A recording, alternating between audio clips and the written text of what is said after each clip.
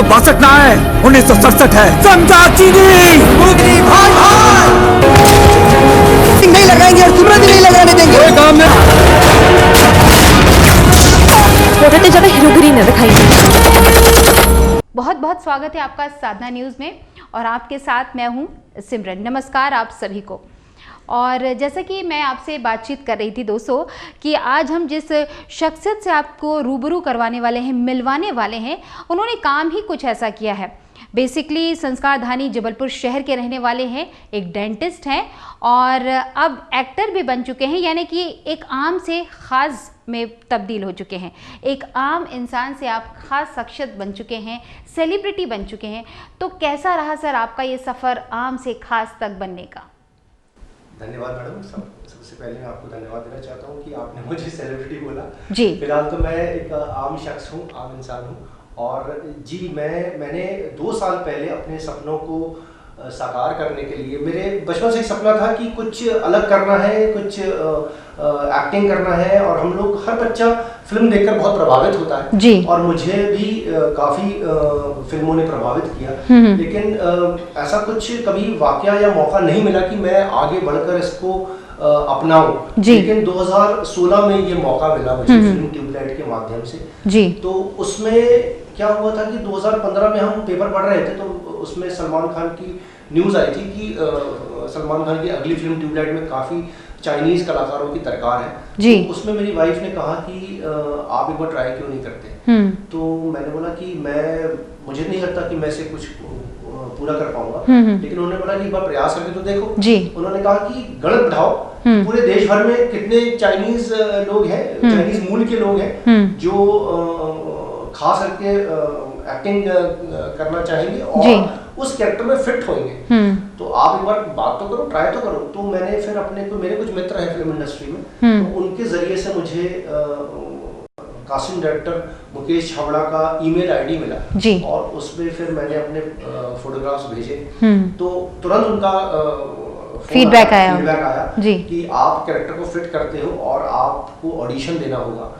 तो मैंने फिर ऑनलाइन ऑडिशन दिया जी, जिसको सेल्फ टेस्ट ऑडिशन कहते हैं। वो मैंने दिया और उसके माध्यम से फिर मुझे सीधा लद्दाख के लिए उन्होंने मुझे बुला लिया। तो 15 दिन का हमारा शेड्यूल था जी। 31 जुलाई 2016 से 15 अगस्त 2016 के बीच में हमने 15 दिन शूट किया था लद्दाख में। तो वो एक चेंजिंग फेज था हमारे लाइफ में और उस समय मुझे समझ में आया कि मैं एक्टिंग कर सकता हूँ जी। तो वो पहला मौका था जब मैंने कैमरा फेस किया जी। और उसके माध्यम से फिर मैं और भी आगे जाने के लिए मैंने काफ़ी प्रयास करना चाहता था।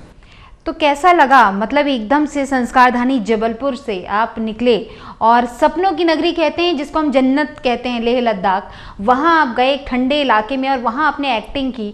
तो एक जो सपना बचपन से हमने संजोया हुआ था वो एकदम से साकार हो रहा था, उस समय कैसा लग रहा था आपको? बहुत ही स्पेशल फीलिंग था, बहुत ही डिफरेंट फीलिंग था। मैं 20-21 साल तक मैंने डेंटिस्ट्री करी थी और अपने कंफर्ट जोन में रहा था मैं जी। उससे बाहर नहीं निकला मैं और इसके माध्यम से मुझे बाहर निकलने का मौका मिला, अपनी छवि और अपना जो आइडेंटिटी है वो छोड़कर कुछ नया करने का, एक नई शख्सियत बनाने का और कुछ नए सिरे से कुछ सीखने का मौका मिला जी। तो ये मैंने बहुत ही इंटरेस्ट लेकर मैंने किया और इसके फिल्म में भी अगर आप देखेंगे तो एक मौका ऐसा था कि जब मेरा बिल्कुल क्लोजअप आया जी, मेरा कैमरे के बहुत क्लोजअप आया, क्योंकि उस शॉट को करने के लिए काफ़ी कलाकारों ने कोशिश करी थी। वो स्लो मोशन शॉट था, 96 फ्रेम्स पर सेकंड का शॉट था, तो वो शॉट नहीं कर पा रहे थे। और मैं जब भी शॉट होता है तो मैं दूसरे कलाकारों के जैसे, जब उनका शॉट अगर नहीं है तो वो आराम करने चले जाते, लेकिन मैं आराम नहीं करता था। मैं बैठ के डायरेक्टर को देखता था, मैं दूसरे कलाकारों को एक्टिंग करते हुए देखता था। तो क्योंकि मेरे अंदर सीखने की लगन थी, कुछ अलग करने की लगन थी, तो मैंने डायरेक्टर साहब से बोला, कबीर खान जो डायरेक्टर थे फिल्म ट्यूबलाइट के, उनसे बोला सर ये शॉट मैं ट्राई करूँ, क्योंकि 6 कलाकार पहले ट्राई कर चुके थे उसमें तो उनसे नहीं हो रहा था। तो उन्होंने बोला कि क्या इस शॉट में आप मर गए? मेरा नहीं, मैं नहीं मरा हूँ और मैं इसको ट्राई करना चाहता हूँ। उन्होंने करो। और टू माय ओन सरप्राइज, मेरे खुद के सरप्राइज में मैंने उस शॉट को एक टेक में पूरा किया। कैसा था वो शॉट, अगर आप वो हमारे शॉट- दर्शकों को शॉट, बताना चाहिए। वो शॉट फिल्म में है जब सोहेल खान भागते हैं जी। और उसमें एक चाइनीज ऑफिसर उन पर गोली चलाता है, तो वो शॉट मेरा क्लोजअप का शॉट था, सिंगल फ्रेम में लिया था, मैं अकेला उस फ्रेम में था और वो स्लो मोशन में था। जी। तो मैं उसे देखकर खुद ही बहुत आश्चर्यचकित हो गया था अपने आप को फिल्म में देखकर। तो उस समय जब वो शॉट ओके हुआ एक बार में, तब मैंने कबीर खान जो हमारे फिल्म के डायरेक्टर उनसे बोला कि सर मैं पहली बार कैमरा फेस कर रहा हूँ और कुछ भी हो तो बताइएगा मेरे को। तो वो आश्चर्यचकित हो गए, वो बोले कि what are you talking man, you look like a seasoned actor. बोले कि आप बहुत सीजन्ड एक्टर लगते हो। जी। तो फिर उसके बाद मेरे जो दोस्त मित्र जो वो शॉट देख रहे थे, मेरे सह कलाकार, उन्होंने बोला कि यार तू तो बड़ा अच्छा करता है, तो इस लाइन में तुम्हें और प्रयास करना चाहिए। जी। तो फिर मैंने सोचा कि इसमें और मुझे सिर्फ पहली एक पारी खेल कर ही मेरे लिए पर्याप्त नहीं होगा, मुझे और पारियां की तलाश में निकलना पड़ेगा। जी। उसके बाद से फिर मैंने 1 साल तक मुंबई में हर महीने में हफ्ता 10 दिन जाकर वहाँ पे ऑडिशंस दिया करता था और कास्टिंग डायरेक्टर्स से मिलता था। जी। प्रोडक्शन हाउस जाता था, तब जाके मुझे 2 और फिल्में मिली और एक तो जैकपॉट हाथ लगा जिस फिल्म का नाम है पलटन। जी, वो रिलीज़ हो चुकी है। तो कैसा लगा जब पहली बार आपकी फैमिली ने आपको इतने बड़े बिग स्क्रीन में देखा और एक कहते हैं ना, आपने कहा कि एकदम से अपना सारा कुछ समेट के, मतलब आपकी जो डेंटिस्ट की छवि थी उससे बाहर निकल के एक एक्टर बनना, और उसके बाद जब घर वापसी आती है और फैमिली बैठती है, फ्रेंड्स मिलते हैं, तो उस समय का माहौल कैसा था? मैडम मैं आपको बता नहीं सकता हूँ कि वो क्या बहुत ही मतलब किसी छोटे बच्चे को पहली बार अगर आप झूले में बैठा दो, जी, बड़े झूले में, जी, और वो स्विंग करता है जब, हाँ, झूलने के बाद जब वो वापस आता है और जिस प्रकार से वो खुशी, वो पहले अनुभव की जो खुशी आपके साथ व्यतीत करता, वो उस प्रकार की खुशी थी मेरे लिए। जी। तो मैं पहली बार जब शूट करके आया तो मैं इंतज़ार कर रहा था कि ये फिल्म रिलीज़ हुई, लेकिन फिल्म को 1 साल लग गए रिलीज़ होने में, क्योंकि अगस्त 2016 में रिलीज़ होने के बजाय शूट के बाद 2017 ईद में रिलीज़ हुई थी सलमान खान की, 26 जून को। बहुत वेट करना पड़ा। बहुत वेट करना पड़ा। लेकिन कहते हैं कि इंतज़ार का जो फल होता है वो बहुत मीठा होता है। तो फैमिली और फ्रेंड्स का कैसा रहा अनुभव? मतलब हम तो इंतजार कर रहे थे कि उसका पोस्टर रिलीज होए, उसका ट्रेलर रिलीज होए, टीजर रिलीज होए और अपने आप को कहीं देखें। तो ये बहुत ही मतलब वो 1 साल बहुत मुश्किल से कटा, बहुत उत्साह से कटा, लेकिन एक जोश भी था, एक उत्साह थी कि मुझे कुछ अलग करना है, कुछ नया करना है। फिल्म ट्यूबलाइट में वैसे तो हमने 15 दिन शूट किया था, जी, पूरे फिल्म में बहुत कम फुटेज थी हमारी, तो उससे मैं निराश नहीं हुआ। उससे मैं मुझे ये लगा कि शुरुआत है, हाँ, इतना काम करने पर इतना से फुटेज में मुझे और मेहनत करने की आवश्यकता है। जी। अब ये हम पूछना चाहते हैं आपसे, और दर्शक भी जानना चाहेंगे, फैमिली है प्लस आप डेंटिस्ट हैं, आपका क्लिनिक है, हॉस्पिटल है, प्लस एक्टर आप बन गए, ये तीनों लाइफ कैसे आप सामंजस्य बिठाते हैं? जी, बेसिकली आजकल तो सब बहुत आसान हो गया मैडम, जी, सब ऑनलाइन हो गया है आजकल। ऑडिशंस, फोटोग्राफ्स, ये सारे ऑनलाइन हम कास्टिंग डायरेक्टर्स के सही कांटेक्ट में भेज देते हैं, जी, और हमारे लायक लुक्स की वजह से हमें किरदार रोल मिलता है, लेकिन हमारी एक्टिंग स्किल की वजह से हमें और ज़्यादा फुटेज मिलता है। जी। तो अगर आपके पास एक्टिंग स्किल है तो आपकी फुटेज बढ़ा दी जाएगी। जी। तो ये मैंने नोटिस किया है अधिकतर। तो सिर्फ मौका, ऐसा कहते हैं ना कि टैलेंट विदाउट अपॉर्चुनिटीज नथिंग। आपके पास कितना भी टैलेंट हो, अगर आपके पास मौका नहीं है, कुछ नहीं कर सकते, कुछ नहीं कर पाएंगे। तो टैलेंट है, मौका मिला, उस मौके का भरपूर फायदा उठाना है, तो उस टैलेंट को भी हम सही मौके पर चौका मार सकते हैं। हाँ, बिल्कुल, चौका मार सकते हैं, जी। तो उसमें ज़्यादा फुटेज मिलता है फिर। तो ये मैंने अनुभव किया, और फिल्म पलटन के में तो ये मुझे बहुत ज़्यादा अनुभव मिला है, क्योंकि पलटन में हमने पूरे 2 महीने फिल्म शूट किया था लद्दाख में। शुरुआत आपने ट्यूबलाइट से की और कई मूवीज़ आपने की हैं, कुछ मेरे ख्याल से अभी आई नहीं हैं, और सबके रोल जो हैं डिफरेंट हैं। आपने ट्यूबलाइट से की, फिर पलटन, और ये आपका जो यमला पगला वाला जो था वो एकदम डिफरेंट रोल, कॉमिक रोल जिसको कहते हैं, सीरियस से कॉमिक में आना, और कुछ साउथ की भी फिल्में आप कर रहे हैं। मेरी आपसे जब बातचीत हुई थी तो उसमें सबसे अच्छी फिल्म जो आपको ऐसा लगा कि वाकई किरदार बहुत अच्छा था, मज़ा आया, दिल से किया? मैडम अभी तक तो पलटन ही कहूँगा क्योंकि उसमें मेरा मुख्य किरदार था जी। मेरा पलटन में मेन विलेन का किरदार था। तो मेरे अभी तक 6 फिल्में करी हैं, उसमें से 3 रिलीज हुई हैं, 3 रिलीज होना बाकी है जी। ट्यूबलाइट, यमला पगला दीवाना, वाह जिंदगी, पलटन। अभी मैंने 2 और फिल्में शूट करी हैं जिसका नाम है मेड इन चाइना, जिसमें राजकुमार राव है मुख्य किरदार में, और एक साउथ की फिल्म है उंडा। तो ये दोनों अभी अगले साल रिलीज होगी। और उंडा फिल्म का पहला शेड्यूल हुआ है, अभी और शेड्यूल्स बाकी हैं उसके, तो उसका शूट है।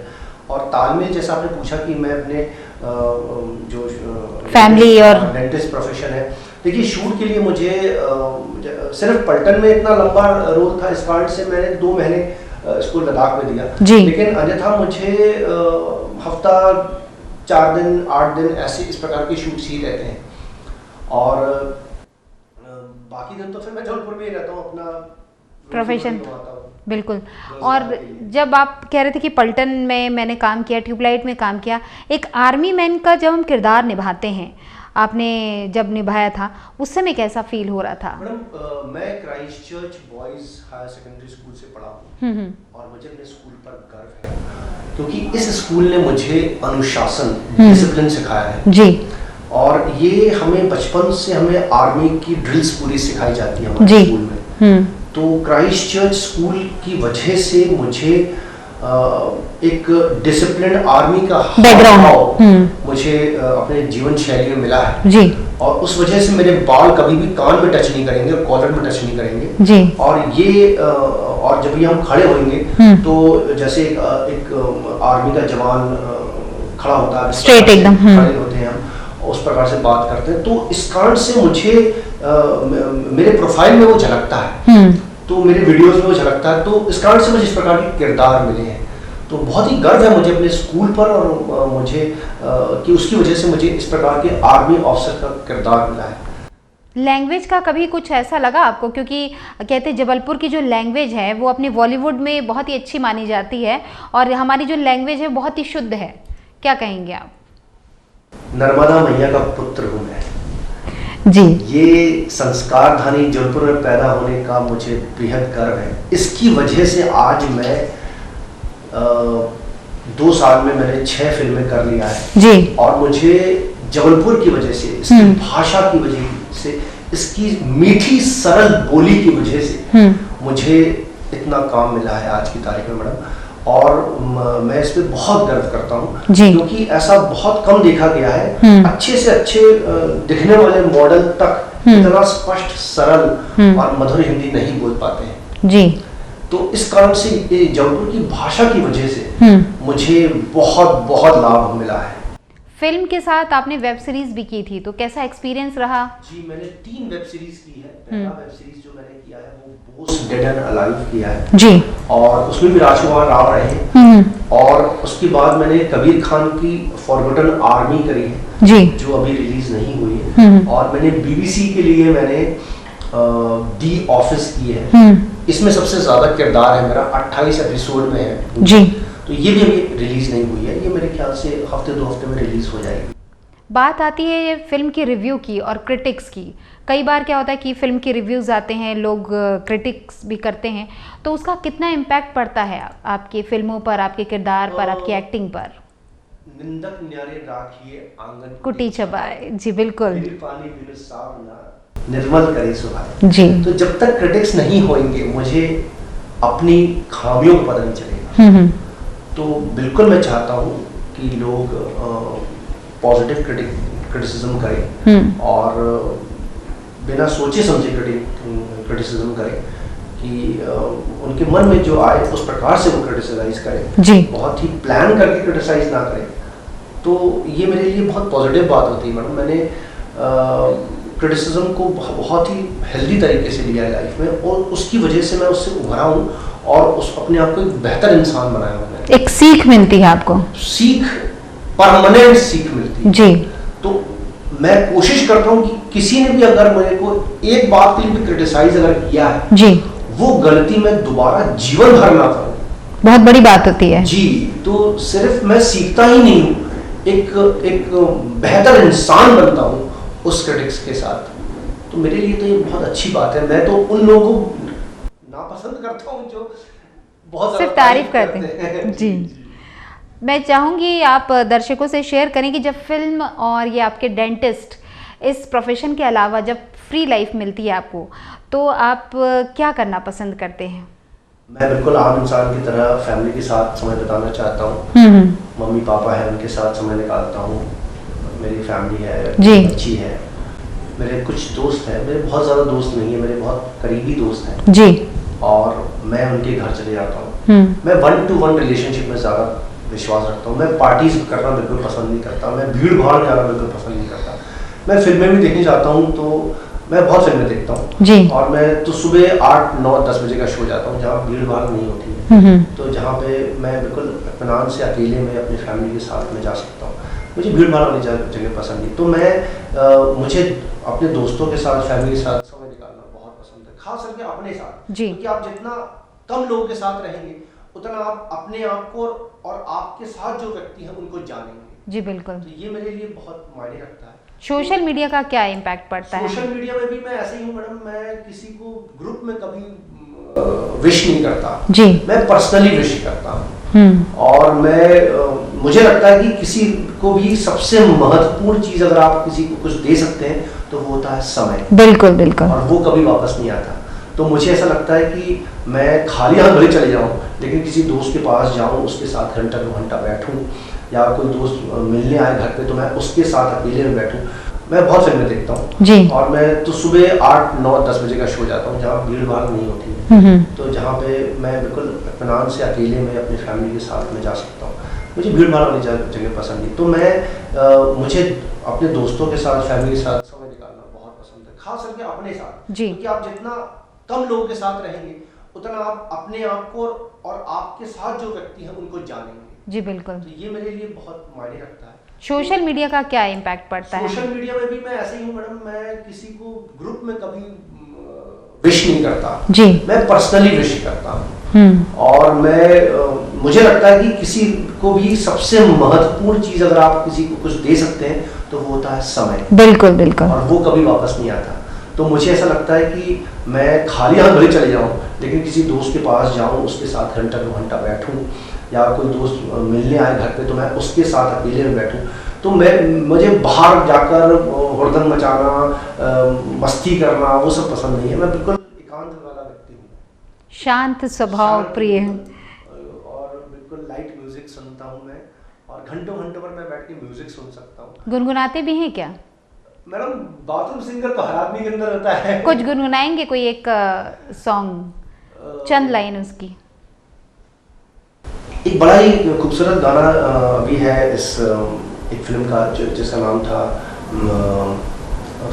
बरेली की बर्फी जी।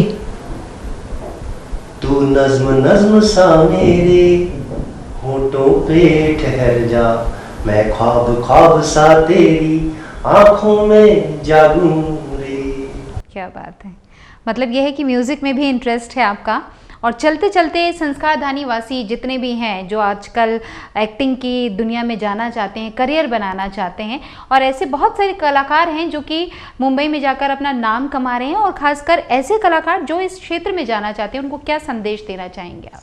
मैंने पर्सनल रिसर्च किया है कि कुछ चीज़ों में उम्र की कोई सीमा नहीं होती जी। एक तो पॉलिटिक्स, बिल्कुल, उसमें उम्र की कोई सीमा नहीं होती, आप कभी जा सकते हैं जी। एक एक्टिंग है, इसमें भी कोई सीमा नहीं है, और खेल में मास्टर्स एथलेटिक्स जिसका मैं खुद भी सदस्य हूँ, और शूटिंग जी, इसमें कोई उम्र की सीमा नहीं है। तो आप जब चाहे जैसा चाहे अपने हिसाब से उस करियर की शुरुआत कर सकते हैं, अगर आप, लेकिन आप में लगन होना चाहिए और सही मार्ग को हासिल करने के लिए आपके पास सही दृष्टिकोण होना चाहिए जी। तो किसी भी माध्यम से आपको अगर सही रास्ता मिलता है तो आप किसी भी उम्र में से उसकी शुरुआत कर सकते हैं। यानी लगन होनी चाहिए, चकाचौंध में जाकर गुम नहीं होना चाहिए। बिल्कुल मैडम, फिल्म इंडस्ट्री एक ऐसा जगह है जहाँ पे आप 100% से थोड़ा भी अगर आप कम देते हैं जी तो आपको फेलियर माना जाएगा। तो वो 100% से नीचे कुछ नहीं लेंगे जी। तो इतना कॉम्पिटिटिव क्षेत्र है वो कि आपके जिस किरदार को आप करने के लिए कभी भी जाते हैं, उस किरदार के लिए हर वक्त सैकड़ों लोग रहते हैं। तो अगर आप में 100% देने की क्षमता नहीं है जी, कोई और जरूर खड़ा हो जाएगा बिल्कुल आगे। तो इसलिए लगन से ही काम नहीं चलता है और मौके पे चौका। हाँ, हर बार, और वो हर बार होना चाहिए। ऐसा नहीं कि 2-4 फिल्में हो गई है तो आप थोड़ा सा आराम कर ले और थोड़ा सा लेट बैक एटीट्यूड रखें जी। तो एटीट्यूड जो है, रवैया जो है हमारा, वो बहुत मायने रखता है। क्योंकि ये फिल्म ये इंडस्ट्री बिल्कुल भी आपसे कोई भी कॉम्प्रोमाइज़ नहीं लेगी, वो आपसे 100% चाहिए। आपसे बातचीत करके बहुत बहुत अच्छा लगा और संस्कारधानी वासियों की तरफ से और साधना न्यूज़ की तरफ से हम आपको बधाइयाँ देते हैं कि आने वाली फिल्मों में भी आप ऐसे ही किरदार निभाते रहें और संस्कारधानी का नाम रोशन करते रहें। और एक बार फिर आपका बहुत बहुत धन्यवाद। फिर मिलेंगे हम आप सभी से दोस्तों एक ऐसे ही शख्सियत के साथ और आपसे बातचीत करवाएंगे और साथ ही आपसे रूबरू करवाएंगे उस शख्सियत को, उसके जीवन के बारे में जानेंगे, उसकी महत्वपूर्ण उपलब्धियों के बारे में जानेंगे। तब तक के लिए दीजिए सिमरन को इजाजत। नमस्कार। 1962 ना है, 1967 है। समझा चीनी मुगरी भाई भाई नहीं लगाएंगे और सिमरन भी नहीं लगाने देंगे। कोई काम नहीं। मोटे ते ज्यादा हीरोगिरी न दिखाई।